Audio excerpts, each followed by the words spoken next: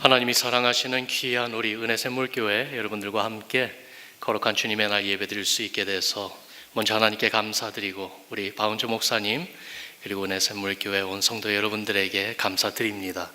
저는 어린 나이에 부모님과 함께 미국으로 이민 간 그러한 사람입니다. 벌써 거의 38년이 됐어요.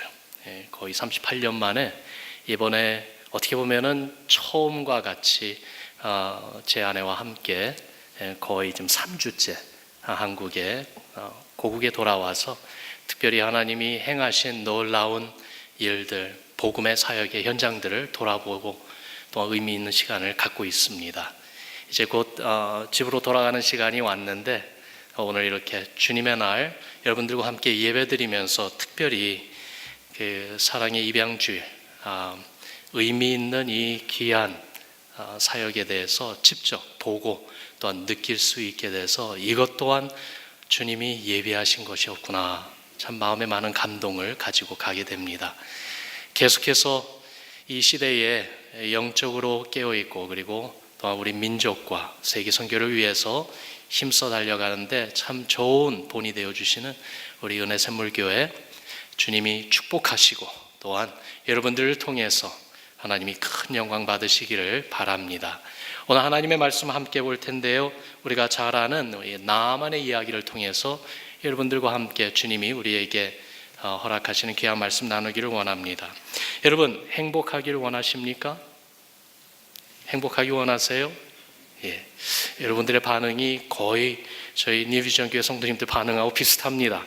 그래서 조금 더 어색하지 않습니다. 점잖게 마음으로 통하는 그러한 눈길로만 대답해 주시는 모습을 볼 수 있는 것 같네요. 누구든지 다 행복하기를 원하지요. 그 행복을 어디서 찾습니까? 많은 사람들이 가정에서 찾습니다. 그래서 젊은이들은 좋은 배우자를 만나려고 노력합니다. 또한 자녀를 낳고 키우면서 가정에서 행복을 찾고 누리려고 애를 쓰죠.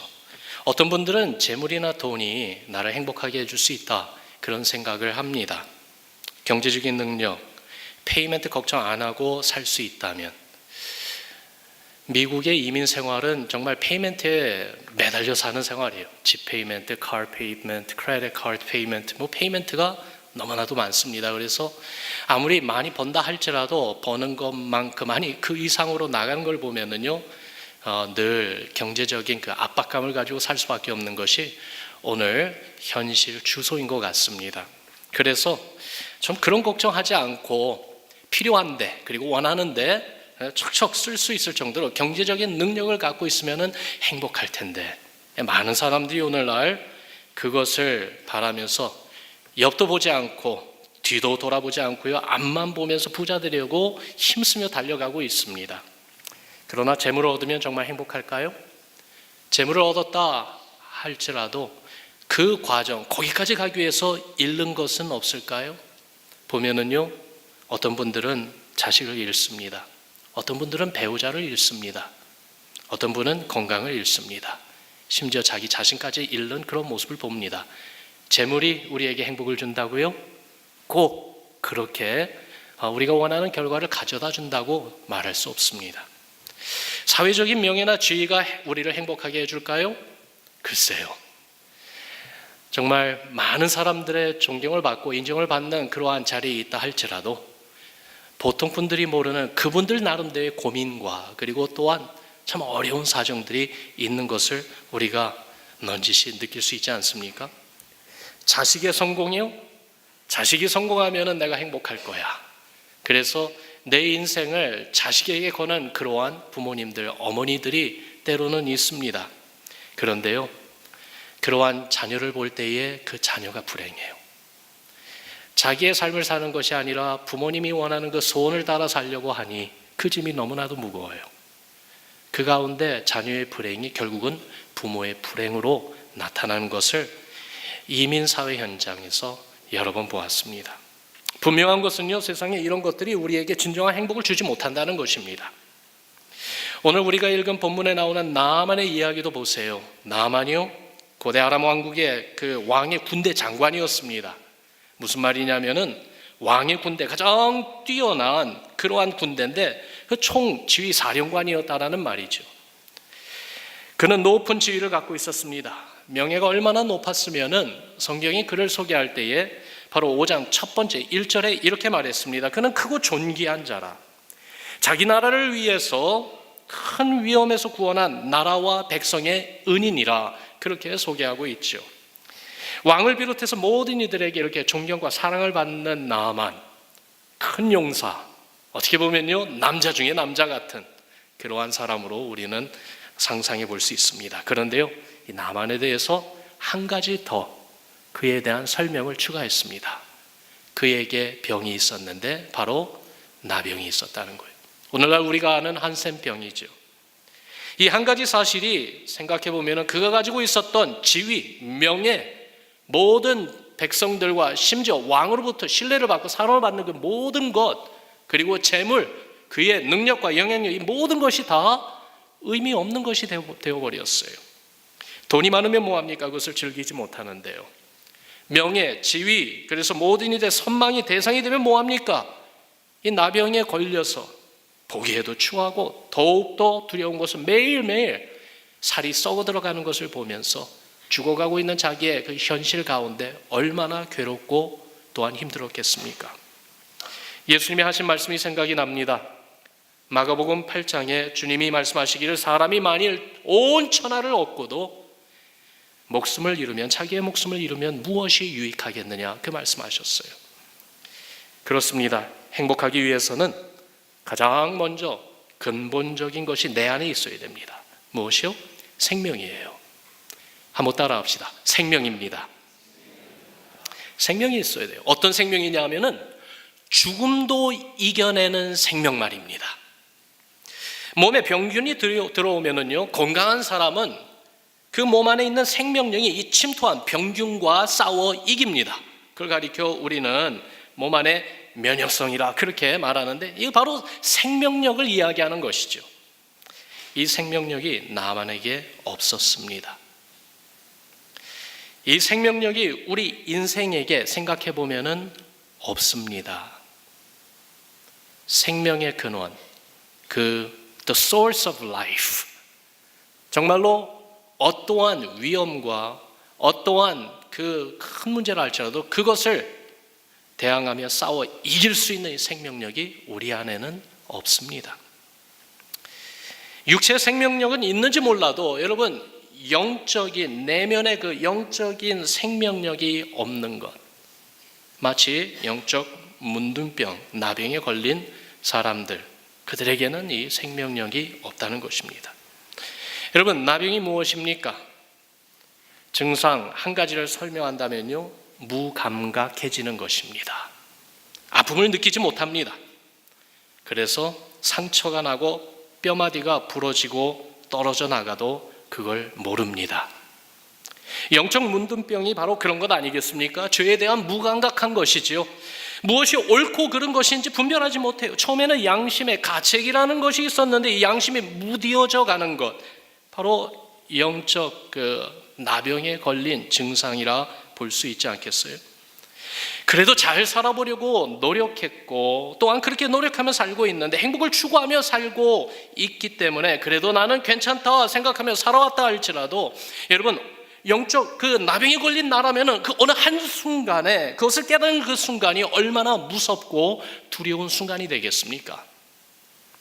크고 존귀한 용사, 그러나 나병 환자였던 그 나만을 생각하면 이것이 다른 사람의 이야기가 아니라 바로 나를 가리키는 스토리라는 점을 우리가 인정하고 받아들일 수 있기를 바랍니다.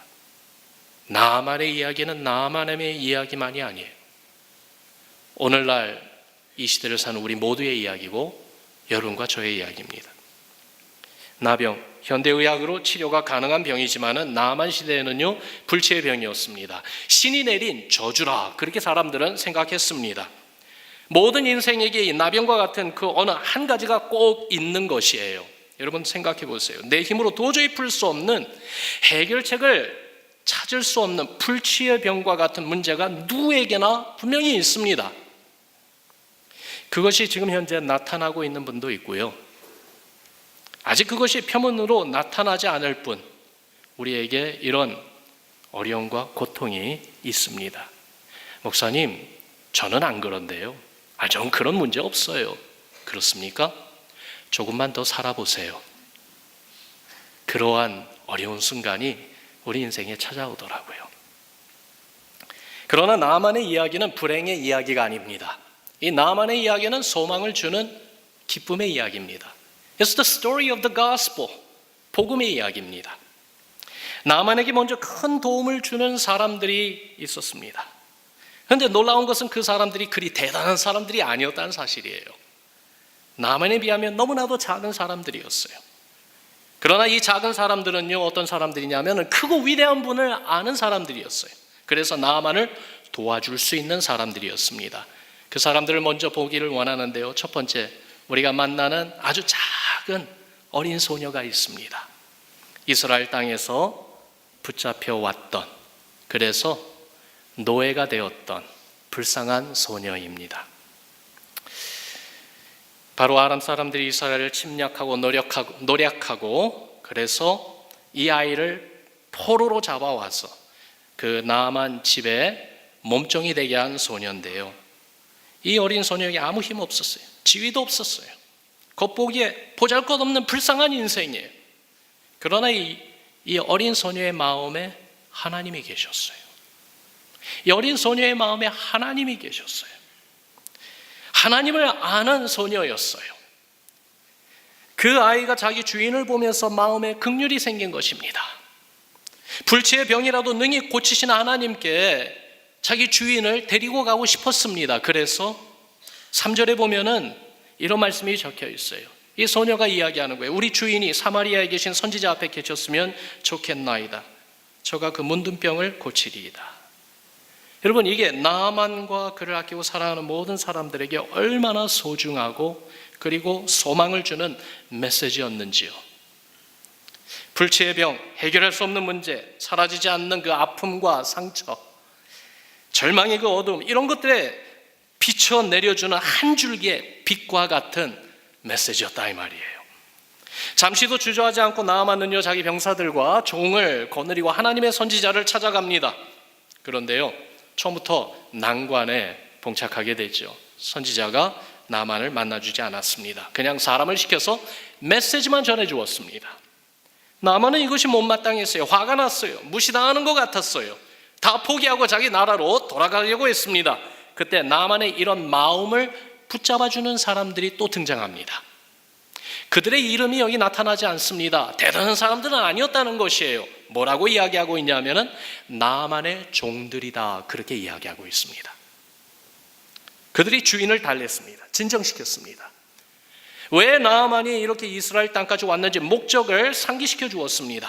문둥병이 낫기 위해 무엇을 해야 하는지 해답도 얻었는데 주인님 마음을 진정하세요 하면서 격려해 줬습니다. 여러분, 하나님은 우리 주위에 이렇게 중요한 사람들을 두셨어요.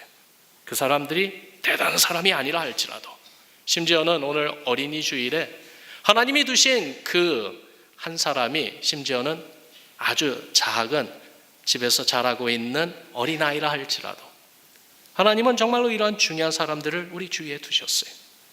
우리 마음을 하나님께 향하도록 격려해주고 이끌어주는 사람들을 두셨다 이 말이에요. 심지어 내 마음이 하나님에게서 돌아서서 떠나려고 할 때 이런 나를 붙잡아주는 사람들을 우리에게 두셨습니다. 그렇기 때문에 감사해야 합니다. 주님이 베풀어 주시는 은혜임을 알아야지만이 되겠습니다. 만약 나만에게 하나님의 선지자에 대해 말해주는 이 어린 소녀가 없었다면, 만약 나만에게 그의 마음을 붙잡아주고 격려해줄 수 있는 이러한 종들이 없었다면 나만은요, 나병 환자로 그냥 죽었을 것입니다. 그의 인생은 정말로 불행한 인생이었을 것입니다. 그런데 격려해주는 분들이 있었어요.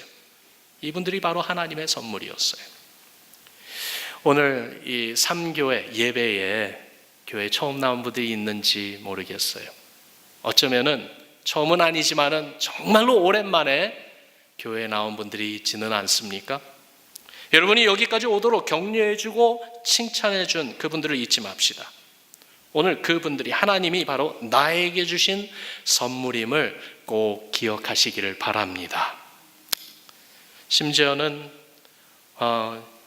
입양 사랑주일, 정말 나의 손길을 필요하는 이 한 아이가 내가 그 아이를 섬기고 사랑해 주는 것이 아니라 그 아이를 통해서 하나님이 나를 사랑해 주시고 또한 나에게 지금까지 깨닫지 못했던 더 놀라운 은혜를 체험하게 하시는구나. 하나님이 주신 선물이구나. 그러한 체험이 꼭 나타나기를 주님의 이름으로 축원합니다.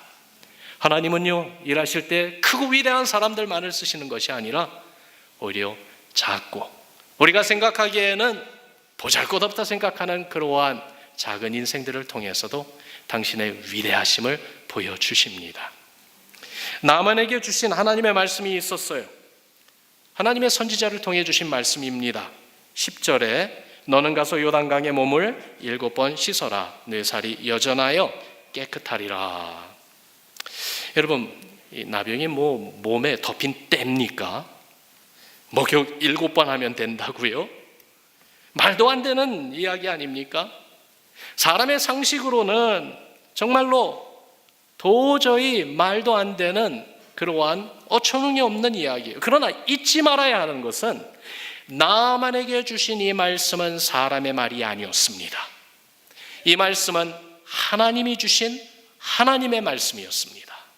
그것이 중요한 것이에요. 이스라엘 백성 많은 사람들이 독뱀에 물려서 죽어갈 때에 하나님께 살려달라고 부르짖은 그런 때가 있었죠. 그때 하나님께서 모세에게 이렇게 명령하셨어요. 구리로 뱀 모양을 만들어서 긴 장대에 달아 높이 들라. 그리고 백성들에게 그렇게 전하라. 누구든지 뱀에 물려 죽어가는 사람 누구든지 눈을 들어서 그 노뱀을 바라보면은 구원을 받으리라. 그렇게 전하라고 했습니다. 여러분, 인간 상식에 어긋나는 그러한 명령 아닙니까? 지금 독이 퍼져 들어가면서 몸이 죽어가고 있는데 괴로움과 아픔 때문에 위태로운 상황인데 그때 필요한 것은 해독제지 어떻게 노뱀을 쳐다본다고 문제가 해결될 수 있겠습니까? 그런데요, 여기서 잊지 말아야 되는 것은 인간의 상식보다 그 말씀을 주신 분이 하나님이고 그 말씀은 바로 하나님의 말씀이라는 사실이죠. 그게 바로 하나님의 방법이었어요. 인생의 어떤 문제이든지 그 밑바닥에는 죄의 문제가 있어요. 하나님을 모르는 죄, 하나님을 모르기 때문에 내 멋대로 살며 짓는 여러 가지 죄가 있어요. 교만도 있고 거짓도 있고 부끄러운 여러 가지 죄가 있습니다. 이 모든 죄와 문제를 해결할 수 있는 방법을 하나님은 우리에게 말씀해 주셨습니다. 죄인을 위해서 대신 십자가에 달려 죽으시고 3일 만에 부활하신, 다시 살아나신 예수 그리스도를 바라보라는 것입니다. 예수 그리스도를 믿고 의지하라는 것입니다. 나의 죄를 용서해 달라고, 예수님의 피로 내 죄가 다 씻겨지게 해달라고, 그리고 예수님이 내 마음에 나의 구원자로 나의 삶의 주인으로 들어와 달라고 기도하라고 하셨습니다. 여러분, 인간 상식에 맞는 말입니까? 이 내용 전체를 다 이해하고 동의합니까? 오히려 예수와 내가 무슨 상관이 있느냐, 그런 질문이 때로는 나오지 않습니까? 그러나 한 가지 잊지 말아야 되는 것이 있어요. 우리가 전체를 다 이해하지 못한다 할지라도, 심지어는 우리가 지금까지 살아온 삶의 경험과 그리고 또한 인본주의 세상 철학과 정반대되는 그러한 내용인 것 같아 용납하기 힘들다 할지라도, 그러나 이 말씀을 주신 분은 하나님이시고 바로 이 복음, 예수 그리스도의 십자가 부활의 복음은 하나님의 말씀이라는 사실입니다. 그렇기 때문에 어떻게 해야 되겠습니까? 하나님 말씀 앞에 꼭 필요한 것이 있습니다. 여러분 따라합시다. 겸손입니다. 겸손해야 돼요. 하나님 말씀 앞에 겸손해야 됩니다. 그래야 순종할 수 있습니다. 나만이 그렇게 마음에 결심했습니다. 비록 처음에는 요단강에 몸을 7번 씻으라는 하나님의 말씀이 탐탁지 않고 내키지 않았지만은 자기 마음을 겸손히 낮추었습니다. 그리고 몸으로 순종했습니다. 1번, 2번, 3번, 계속해서 7번까지 씻었습니다. 말씀대로 순종했습니다. 다 순종했습니다. 그때 나타난 것이 바로 하나님의 은혜입니다. 그 나병이 나았어요. 하나님의 말씀대로 이루어졌어요. 그리고 말씀의 생명과 능력을 체험했어요. 무슨 말이에요? 하나님을 체험했다는 것입니다. 겸손과 순종, 그리고 은혜입니다. 여러분, 이 순서가 참 중요해요. 하나님 말씀 앞에 우리가 어떻게 정말로 하나님의 하나님 되심을 체험하는 그 자리까지 갈 수 있는가? 다시 한번 따라 합시다. 겸손과 순종, 그리고 은혜입니다.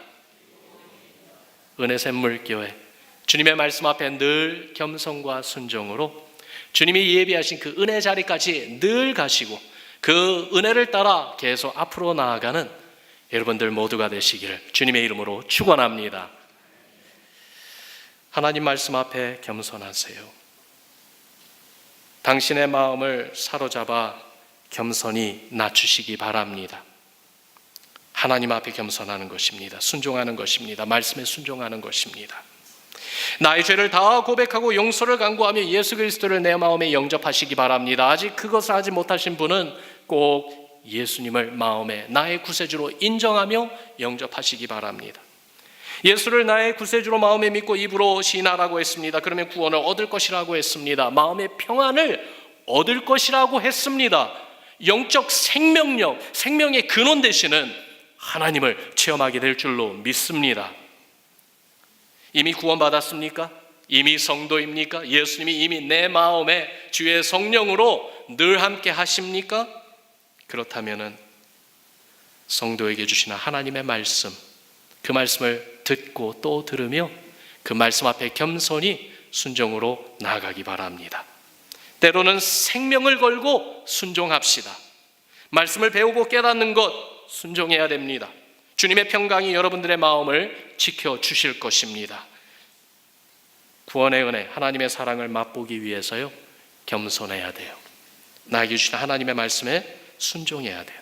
그래서 거기까지 나아가기 위해 지금 이렇게 말씀이 선포되는 이러한 순간에 우리에게 필요한 한 가지가 있습니다. 겸손과 순종으로 향하는 우리 마음의 결단입니다. 한순간의 마음의 결단이 우리의 생애를 완전히 turn around 시킨다는 것, 완전히 전환점을 일으킨다는 것을 여러분 아십니까? 하나님 말씀 앞에 겸손히 순종하는 결단과 행동이 새로운 시작을 알리는 신호탄이 될 수가 있습니다. 나아만이 그랬어요. 그가 나병에서 나았어요. 완전히 깨끗하게 나았어요. 그 안에 새 생명이 가득했어요. 그런데 몸만 나은 것이 아니라 이 체험을 통해서 그의 영혼이 살아났습니다. 누가 진정한 신인지 알게 되었습니다. 이 놀라운 은혜를 베푸신 하나님 앞에 나아만이 결단을 내립니다. 어떤 결단이요? 헌신합니다. 하나님 앞에 헌신합니다. 자기의 결단을 고백하는데요, 17절과 18절에 이런 말씀을 기록하고 있어요. 청컨대 노새 2마리의 실을 흙을 당신의 종에게 주소서. 이제부터는 종이 번제든지 다른 제든지 다른 신에게는 드리지 아니하고 다만 여호와께 드리겠나이다. 오직 한 가지 일이 있사오니 여호와께서 당신의 종을 사유하시기를 원하나이다. 곧 내 주인께서 립몬의 당에 들어가 거기서 숭배하며 내 손을 의지하심에 내가 립몬의 당에서 몸을 굽히오니 내가 립몬의 당에서 몸을 굽힐 때에 여호와께서 이 일에 대하여 당신의 종을 사유하시기를, 용서하시기를 원하나이다. 이 나아만의 이 고백은요, 마음의 결단을 지금 고백하고 있는 거예요. 하나님만을 섬기며 살겠다고 헌신하고 있어요. 이스라엘의 흙을 가지고 가겠다고 합니다. 이 말은 바로 하나님이 계신 땅에서만 살겠다는 것이었습니다. 다시 말하면 하나님이 나를 지켜보고 계심을 잠시도 잊지 아니하고 내가 어디에 가든지 무엇을 하든지 하나님만을 믿고 섬기는 삶을 살겠다는 그의 의지이고 결단입니다. 심지어 자기가 섬기는 아람 왕을 보좌해서 우상의 신전에서 우상 앞에 절할 때에도 자기 마음은 오직 하나님만을 섬기는 마음임을 꼭 알아달라고 고백하면서 자기의 부끄러운 그 모습을 용서해달라고 하나님 앞에 간구하고 있는 것입니다. 무슨 말입니까? 은혜를 받았으면 은혜 따라 살아야 된다는 거예요. 은혜를 받았으면 이제 은혜를 가지고 살아야 하는 거예요. 주님이 우리에게 주신 은혜가 있습니까? 구원의 은혜가 있습니까? 예수 그리스도를 믿는 그 신앙을 마음에 주셨습니까? 그렇다면 그 신앙 따라 살아야 됩니다. 나아만 그가 자기 나라로 돌아갔을 때 여러분 잘 들어보세요. 하나님을 모르는 세상으로 돌아간 것입니다. 우리가 주님 앞에 나와 예배드리면서 지금은 하나님이 통치하시는 하나님의 교회 안에 있습니다. 그러나 이 예배가 끝나고 우리의 삶의 현장으로 돌아갈 때는 어쩌면은 하나님을 모르는 세상으로 돌아가는 우리의 모습일 것입니다. 하나님을 모르고 오히려 우상을 섬기는 사람들의 사회, 나아만은 그곳으로 다시 돌아갔습니다. 그러나 나아만은 이제는 옛삶으로 돌아가지는 않습니다.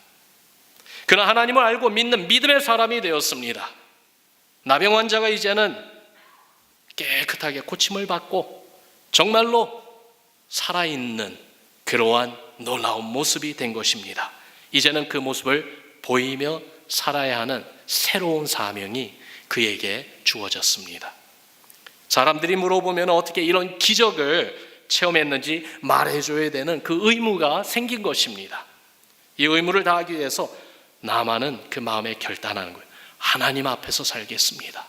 하나님 앞에서 살겠습니다. 이것이 은혜 받은 자의 결단입니다. 이것이 바로 오늘 우리 모두에게 있어야 할 결단인 줄로 압니다. 이런 결단이 우리 마음을 새롭게 해줄 것입니다. 여러분, 우리가 항상 늘 교회 안에서만 살 수는 없지 않습니까? 만약 우리가 늘 교회 안에서만 살고 우리가 모든 환경이 하나님을 경외하며 하나님의 영광을 드러내는 그러한 자리에서만 있기를 원하셨다면 우리를 구원하시는 그 순간 하나님은 우리를 당신의 나라 천국으로 즉시 데리고 가셨을 것입니다. 그러나 그렇게 하지 아니하시고 이 세상에 교회를 세우시고 예수 그리스도의 보혈로 구원받은 성도들을 교회의 지체로 두셔서 이 세상에 은혜 샘물교회가 있게 하신 것은 바로 우리에게 행하신 하나님의 이 놀라운 은혜를 이 세상에 불쌍한 많은 영혼들에게 증거하며 전파하라는 것 아니겠습니까? 우리도 불신자들의 세상으로 돌아가야 할 때가 분명히 있습니다. 예수님을 안 믿는 가족들, 직장 동료들, 친구들, 또한 우리가 살고 있는 그 삶의 현장, 사회로 돌아가야 합니다. 그렇다 할지라도 우리에게 주신 은혜를 따라 삽시다. 그러면 다른 사람들이 우리의 변화를 보고 물어볼 것입니다. 그때의 예수님을 증거하는 것입니다. 어떻게 내가 이렇게 변했는지 말해주면 됩니다. 이렇게 변화된 삶을 살기 위해서 여러분, 우리 안에 결단이 다시 한번 새롭기를 바랍니다. 주님 앞에서 살겠습니다. 하나님 앞에서 살겠습니다. 하나님의 눈길이 늘 나를 지켜보시고 주님의 임재하심이 내 앞에 있는 것을 늘 느끼며 살기를 원합니다. 하나님, 때로는 내가 약해서, 때로는 넘어지고 또한 실수해서 잘못된 길을 간다 할지라도 나를 긍휼히 여기시고 용서하여 주시옵소서. 나는 늘 주님 앞에서 살기 원합니다. 십자가 은혜만을 붙들고 살기를 원합니다. 나만이 결단했던 은혜 받은 자의 그 증거가 바로 은혜 샘물교회 3교회에 나와 함께 예배드리는 우리 온 성도 여러분, 여러분들 마음에 가정과 삶의 현장에 꼭 있기를 주님의 이름으로 축원합니다. 우리 같이 기도하겠습니다.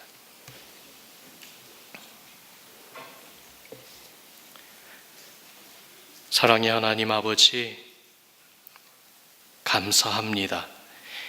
예수님의 십자가 은혜와 부활의 능력으로 우리를 구원하시고 영적으로 죽어있던 우리로 하여금 예수의 생명으로 살게 하시니 감사합니다. 주님, 간절히 기도하오니 우리에게 말씀하시는 주의 말씀 앞에 저희들 겸손하고 순종하며 하나님의 말씀에 대한 마음의 결단이 새롭게 하여 주시옵소서.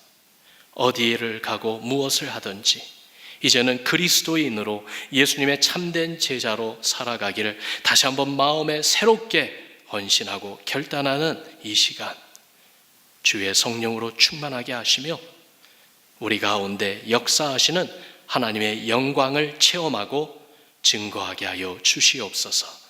우리 주님 예수 그리스도 이름으로 감사하며 간절히 기도드리옵나이다. 아멘.